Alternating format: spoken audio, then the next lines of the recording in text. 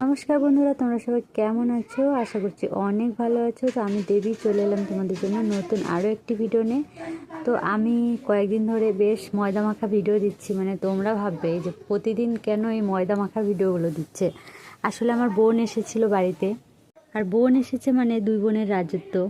তো রাজ্যে কি করা যায় সেটাই কিন্তু আমরা সারা দিন রাত ভেবে ভেবে মাথা নষ্ট করি। আর আমাদের মাথাতে এমনিতে একটু তার কাটা আছে, সেই জন্য যখন যা ভালো লাগে তাই করি। কয়েকদিন ধরে চললো আমাদের মানে গবেষণা করে এটা ওটা বানানো। তো যাই হোক, আজকের মেনু হচ্ছে মোমো। সেটা প্রথমে দেখে বুঝতে পারলে কেমন মোমো বানিয়েছি। তো দেখতে থাকো কিভাবে মোমোগুলো বানালাম। এদিকে আমি ময়দাটা মেখে নিয়েছি, আর এদিকে দেখো আমার বোন আলু মানে পেঁয়াজ আর বাঁধাকপি কাটছে, এগুলো মোমোর ভেতরে দেওয়ার জন্য। দেখো, কিনে তো খেতেই পারি মোমো, কিনে তো সবসময় খাওয়া হয়। তো ভাবলাম চলো বাড়িতেও একটু চেষ্টা করি, দেখি পারি কি না। যেই ভাবা সেই কাজ, মাকে বলে ময়দা আনিয়ে বাঁধাকপি আনিয়ে সব কিছু নিয়ে এসে দেখি শুরু করে দিয়েছি। জানি না কতটা কি খেতে কেমন হয়েছে, তো আগে বানাই তারপর দেখি চলো।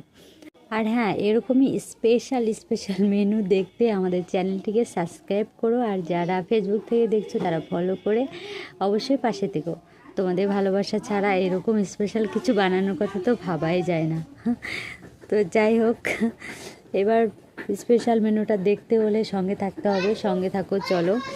তো দেখো, মোমোর ভেতরে দেওয়ার জন্য যে সবজিটা হয় সেটাই বানিয়ে নিচ্ছি সুন্দর করে। আর এদিকে হয়ে গেছে, মোমোটাও বানানো হয়ে গেছে। এবার জল দিয়ে দিলাম, জল দিয়ে মোমোটাকে সেদ্ধ করে দেবো। আর জলটা অনেকটা বেশি দিয়েছিলাম, যেহেতু আমরা বেশি ভালো কারিগর, মানে নতুন কারিগর, তাই।